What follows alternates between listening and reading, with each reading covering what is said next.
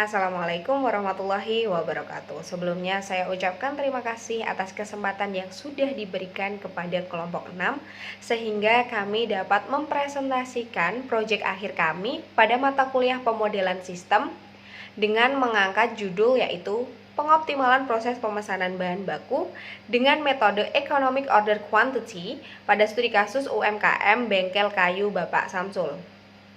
Sebelum menuju ke materi, izinkan saya untuk memperkenalkan anggota dari kelompok 6. Yang pertama ada Syahrul Majid Widayanto, selanjutnya ada Muhammad Trinovianto, selanjutnya ada saya sendiri Diana Rintan Subekti, selanjutnya ada Gila Rakasiwi, selanjutnya ada Risma Devi Nikmatus Solihah, dan yang terakhir ada Zaneti Maulana. Sebelum kita lanjut ke materi, izinkan saya untuk memberikan gambaran mengenai presentasi yang akan kami bawakan. Yang pertama, kami akan membahas mengenai pendahuluan. Selanjutnya yang kedua, kami akan membahas mengenai identifikasi masalah. Yang ketiga, kami akan membahas mengenai elemen pembentukan sistem. Yang keempat, yaitu atribut. Yang kelima, yaitu pemodelan sistem. Yang keenam, ada verifikasi dan validasi.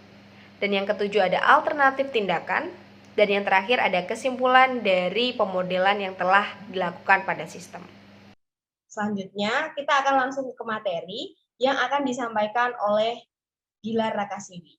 Kepada Gilar Rakasiwi, waktu dan tempat saya persilahkan. Yang pertama pendahuluan. Tukang kayu adalah perajin perambil yang membuat atau memperbaiki struktur kayu. Tukang kayu memiliki keterampilan mengolah material kayu untuk membuat elemen rumah, pintu, jendela, dan lain, dan atau membangun rumah struktur sosial, juga perlengkapan gedung atau membuat kerangka awal jembatan dan jalan. Termasuk di dalamnya adalah tukang yang terampil membuat furnitur seperti meja, kursi, lemari, dan perabotan pengisi rumah lain dengan bahan baku kayu. Banyak tukang kayu memilih untuk fokus pada satu bidang saja, sebagai lainnya fokus pada pembuatan benda-benda yang tampak sederhana dan struktural seperti kusen untuk jendela atau peti kayu untuk pengampanan. Tukang kayu akhirnya akan fokus pada benda-benda yang mendetail dan estetik seperti mebel dan mainan.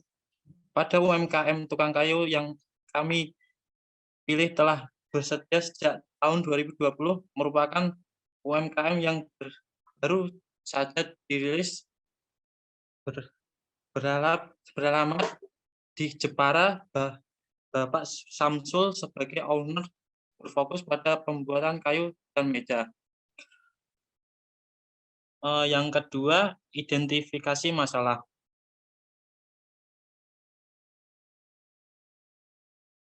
2.1 studi kebutuhan isu pemicu untuk mencapai tujuan perusahaan, yaitu memberikan pelayanan terbaik, kepuasan pelanggan, dan tanpa cacat produk, sehingga harus memiliki kemampuan kuat untuk mencapai hal tersebut. Perusahaan harus mampu mempertahankan bentuk produk yang dihasilkan tanpa cacat.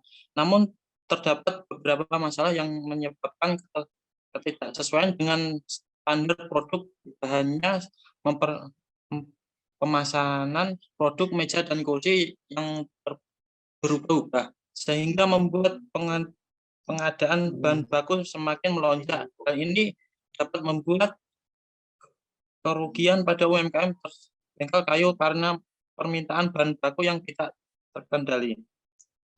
Identifikasi stakeholder.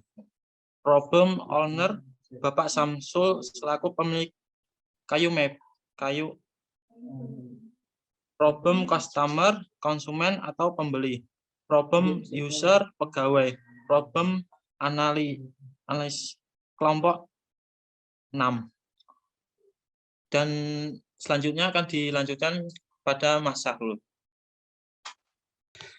Selanjutnya ada identifikasi informasi yang dibutuhkan. Untuk menganalisis permasalahan tersebut dibutuhkan beberapa informasi yang dibutuhkan, yaitu 1. Bahan baku yang terpakai, 2. Biaya penyimpanan bahan baku, 3. Biaya pemesanan bahan baku. Dan yang terakhir yaitu waktu tunggu pengadaan bahan baku atau lead time. 2.2 Studi analisis sistem yang berjalan. Bengkel kayu Bapak Samsul dalam melakukan penjualan mempunyai tahap-tahap yang harus dilalui oleh konsumen, mulai dari melihat, membeli, sampai pada proses penerimaan produk oleh konsumen. Adapun tahapan yang harus dilalui antaranya sebagai berikut. 1. Konsumen datang ke bengkel kayu untuk memilih produk yang diinginkan. 2. Pegawai menginformasikan persediaan barang. Jika produk tersedia, maka konsumen memilih. Jika tidak ada, konsumen melakukan pesanan pre-order. Selanjutnya yaitu pegawai membuat nota penjualan untuk konsumen. Yang keempat, konsumen membayar produk yang dipilih, kemudian menerima nota penjualan dan menerima barang. Selanjutnya, analisa temuan hasil survei. Dari survei yang telah dilakukan ke bengkel kayu ditemukan hasil informasi selama 1 minggu sebagai berikut. Tabel persediaan bahan baku dalam 1 bulan. Periode per minggu 1 dan pengadaannya 50 unit, penggunaannya 40 unit, total persediaan 10 unit, dan 2 periode, pengadaannya 44 unit, penggunaannya 38 unit, dan total persediaannya 6 unit. Selanjutnya yang periode keempat minggu, 3 minggu maksudnya, pengadaannya ada 60 unit, penggunaannya 56 unit, total persediaannya 4 unit. Dan yang terakhir yaitu ada 4 periode, pengadaannya 50 unit, penggunaannya 46 unit, dan total persediaannya 4 unit. Jadi di total selama 4 periode yaitu ada pengadaannya 204 unit dan penggunaannya ada 180 unit dan total persediaannya ada 24 unit. Dari tabel di atas dapat diketahui bahwa pengadaan bahan baku belok kayu dalam 1 bulan adalah 204 unit. Dan bahan baku yang digunakan adalah 180, sehingga dalam gudang terdapat 24 unit balok kayu yang tersisa. Selanjutnya yaitu ada tabel biaya pemesanan. 1. Komponen biaya, yaitu ada biaya transportasi dan biaya telepon. Jumlah biayanya yaitu yang biaya transportasi ada 50.000, yang biaya teleponnya yaitu ada 20.000. Jadi totalnya ada jumlah biaya 70.000. Selanjutnya tabel biaya penyimpanan dalam 1 bulan. 1 yaitu komponen biaya ada biaya listrik dan biaya mesin. Jumlah biayanya yaitu 200.000. Totalnya 200.000. Dari tabel di atas dapat diketahui bahwa biaya penyimpanan bahan baku yang dikeluarkan untuk 1 bulan adalah 200.000. Baik, saya akan melanjutkan presentasi 3 elemen pembentuk sistem. 3.1 tujuan. Tujuan dalam pembentukan sistem adalah untuk mengetahui proses pengendalian persediaan bahan baku dengan kondisi aktual perusahaan dan pengaruh penerapan metode EOQ pada bengkel kayu Pak Samsul. 3.2 input. Adapun input yang terwujud dalam sistem permasalahan ini adalah 1. Pemasok pembuatan produk, 2. Alat-alat yang digunakan, 3. Modal, 4. Tenaga kerja. Adapun input yang tidak terwujud dalam sistem permasalahan ini adalah 1. Pemesanan atau permintaan konsumen, 2. Kritik dan saran dari konsumen. 3.3 proses. Adapun proses dalam sistem permasalahan ini adalah 1. Aktivitas pembuatan produk, 2. Aktivitas pemesanan bahan baku dengan pemasok, 3. Aktivitas pemesanan produk oleh konsumen dengan pemilik. 3.4 output. Adapun output yang dikeluarkan pada sistem permasalahan ini adalah 1. Produk meja dan kursi, 2. Nota pemesanan bahan baku untuk pemasok, 3. Nota pemesanan produk untuk konsumen. 3.5 mekanisme pengendalian. Adapun umpan balik yang ingin dicapai dari analisis sistem pada UMKM bengkel kayu Pak Samsul adalah untuk merencanakan pengendalian pemesanan bahan baku kayu. Hal ini sebagai landasan dalam melakukan perbaikan terhadap usaha agar dapat berlanjut dan bersaing dengan bisnis serupa lainnya. 3.6 Lingkungan. Lingkungan adalah segala sesuatu yang berada di luar sistem. Lingkungan bisa berpengaruh terhadap operasi UMKM bengkel kayu dalam arti bisa merugikan atau menguntungkan bisnisnya itu sendiri. Lingkungan yang merugikan tentu saja harus ditahan dan dikendalikan supaya tidak mengganggu kelangsungan bisnis UMKM bengkel kayu.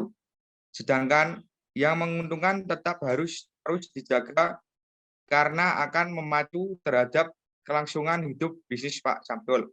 Selanjutnya akan dilanjutkan oleh Intan. Baik, terima kasih. Di sini selanjutnya saya akan menjelaskan mengenai poin keempat yaitu atribut. Selanjutnya kita akan langsung memasuki materi influence diagram, di mana pada proyek pemodelan sistem ini kami ingin mengoptimalkan proses pemesanan bahan baku di bengkel kayu Bapak Samsul. Selanjutnya pada variabel input terdapat jumlah produksi.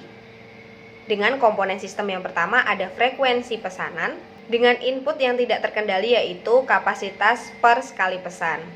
Yang kedua ada total biaya pemesanan, dengan input tidak terkendalinya yaitu biaya pemesanan. Selanjutnya ada jumlah inventory, dengan input yang tidak terkendali yaitu permintaan produk. Nah, input tidak terkendalinya ini juga berhubungan dengan komponen sistem yang selanjutnya yaitu total kebutuhan bahan baku. Selanjutnya yang terakhir ada total biaya penyimpanan, dengan input tidak terkendalinya yaitu biaya penyimpanan. Selanjutnya yaitu parameter. Output dari pemodelan sistem ini yaitu kami ingin melakukan pemesanan bahan baku sehingga pemesanan bahan baku ini dapat berlangsung secara optimal. Selanjutnya yaitu input. Input yang kami harapkan yaitu jumlah produksi yang dapat terkendali. Selanjutnya variabel dari sistem ini yaitu yang pertama ada total biaya pemesanan. Selanjutnya ada total kebutuhan bahan baku, total biaya penyimpanan, frekuensi pesan, dan yang terakhir ada jumlah inventory. Selanjutnya ada variabel uncontrol, yaitu yang pertama ada biaya pemesanan, biaya penyimpanan, kapasitas per sekali pesan, dan yang terakhir ada permintaan produk. Untuk penjelasan selanjutnya akan dijelaskan oleh Saudara Zanetti Maulana. Oke, selanjutnya pemodelan matematis.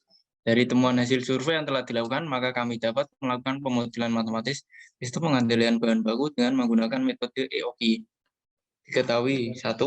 Biaya pemesanan, yaitu 70.000, lambangnya S. 2. Biaya penyimpanan, 200.000, karena ini per bulan dibagi 30 hari, maka jadinya adalah 6.666, lambangnya H. Lalu ketiga, jumlah kebutuhan bahan baku, 180 unit, lambangnya D. Lalu 4, rata-rata penggunaan bahan baku per minggu, 180 bagi 4, 45 unit, lambangnya D kecil. Lalu kelima, lead time pengiriman bahan baku dari supplier adalah 3 hari. Lalu perhitungan EOQ. EOQ sama dengan akar dari 2 kali D kali S per H. Maka EOQ sama dengan akar dari 2 kali 180 dikali 70.000 per 6.666. Hasilnya adalah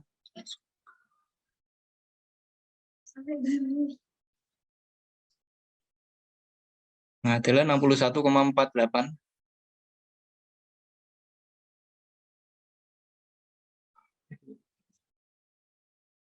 Atau dibulatkan menjadi 62 unit balok kayu. Jadi menurut kami pemesanan bahan baku yang optimal untuk per minggu adalah 62 unit balok kayu. Lalu frekuensi pemesanan menurut EOQ. F sama dengan D per EOQ. 180 bagi 62 sama dengan 2,9 atau dibulatkan menjadi 3. Jadi frekuensi pemesanan yang harusnya dilakukan untuk memesan bahan baku adalah 3 kali pemesanan. Dengan menggunakan EOQ, kita dapat mengetahui safety stock. Pertama, kita cari dulu standar deviasinya. S sama dengan akar dari D kurangi D kecil pangkat 2 per N kurangi 1. S sama dengan akar dari 180 kurangi 45 pangkat 2 per 4 kurangi 1. Sama dengan 77,94. Nah, nilai di atas perlu dikonversikan menjadi nilai per hari. Untuk menyesuaikan dengan nilai lead time dapat dilakukan dengan perhitungan berikut. S sama dengan 77,94 per 25 sama dengan 3,1176. Dengan asumsi bahwa bengkel kayu Pak Samsul menerapkan persediaan untuk mampu memenuhi permintaan produksi dan juga konsumen service level yaitu sebesar 95%, sehingga dapat diperoleh Z dengan tabel normal sebesar 1,65, deviasi standar di atas rata-rata. Maka besarnya persediaan pengaman atau safety stock dapat dihitung sebagai berikut. S sama dengan Z kali S kali akar L. S sama dengan 1,65 dikali 3,1176 dikali akar 3. Maka hasilnya adalah 8,89. 3 dibulatkan menjadi 9. Maka persediaan bahan baku yang harus disediakan oleh perusahaan sebagai persediaan pengaman adalah sebesar 9 unit balok kayu. Lalu ada perhitungan ROP, yaitu titik pemesanan ulang. ROP dapat dilakukan setelah kebutuhan bahan baku per hari diketahui. Penentuan jumlah kebutuhan bahan baku per hari yaitu D sama dengan 180 per 25 sama dengan 7,2 unit per hari. Setelah kebutuhan bahan baku per hari sudah diketahui, perhitungan ROP dapat dilakukan dengan menggunakan rumus berikut. ROP sama dengan SS ditambah D kali L. ROP sama dengan 8,89 ditambah 7,2 kali 3 sama dengan 30,49. Jadi dibulatkan menjadi 31. Maka titik pemesanan ulang yang harus dilakukan adalah ketika bahan baku tersisa 31 unit balok. Lalu selanjutnya akan dilanjutkan oleh Mbak Risma Devi. Nah, selanjutnya yaitu verifikasi dan validasi. Yang pertama, verifikasi. Dari model matematika di atas didapat EOQ dengan rumus berikut. Nah, untuk pemesanan bahan baku yang optimal per minggu, sedangkan menurut metode perusahaan menggunakan rata-rata jumlah kebutuhan bahan baku per minggu. Sehingga model matematika di atas belum terverifikasi. Nah, yang kedua yaitu validasi. Tahap selanjutnya adalah melakukan validasi terhadap model matematis di atas dengan data real UMKM Bengkel Kayu Pak Samsul. Nah, adapun datanya dapat dilihat sebagai berikut. Untuk unit yang dipesan, metode aktual perusahaannya itu 51 unit, sedangkan metode EOQ-nya itu 62 unit. Nah, kemudian frekuensi pemesanannya, metode aktual perusahaannya itu 4 unit, kemudian metode EOQ-nya 3 kali. Nah, kemudian safety stock pada metode aktual perusahaannya itu tidak diketahui, sedangkan kalau menggunakan metode EOQ itu sebanyak 9 safety stock. Nah, kemudian reorder point untuk metode aktual perusahaan itu belum diketahui. Untuk metode EOQ-nya itu diketahui 31. Nah, dari tabel tersebut dapat diketahui bahwa terdapat perbedaan hasil dari metode aktual perusahaan dengan metode EOQ sehingga dapat diputuskan bahwa sistem tersebut belum valid. Nah, untuk alternatif tindakan atau rekomendasinya, berdasarkan hasil laporan di atas, kami merekomendasikan kepada UMKM Bengkel Kayu Bapak Samsul untuk menggunakan metode EOQ dalam mengetahui proses pengendalian persediaan bahan baku dengan kondisi aktual perusahaan, karena dengan menggunakan EOQ dapat mengetahui safety stock dan reorder point dalam pemesanan bahan bakunya. Nah, adapun kesimpulannya, yang pertama, penggunaan metode EOQ sebagai dasar perhitungan dalam pengendalian persediaan mampu membantu dalam merencanakan pengadaan persediaan bahan baku kayu pada UMKM tukang kayu Bapak Samsul. Nah, yang kedua, frekuensi pemesanan yang dilakukan perusahaan berdasarkan metode EOQ lebih banyak dilakukan karena kuantitas pesanan lebih sedikit dibandingkan dengan rata-rata kuantitas pemesanan pada metode aktual perusahaan. Nah, selanjutnya akan saya kembalikan ke moderator. Cukup sekian presentasi mengenai pengoptimalan proses pemesanan bahan baku di Bengkel Kayu Bapak Samsul dari kelompok 6. Kurang lebihnya mohon maaf. Wassalamualaikum warahmatullahi wabarakatuh.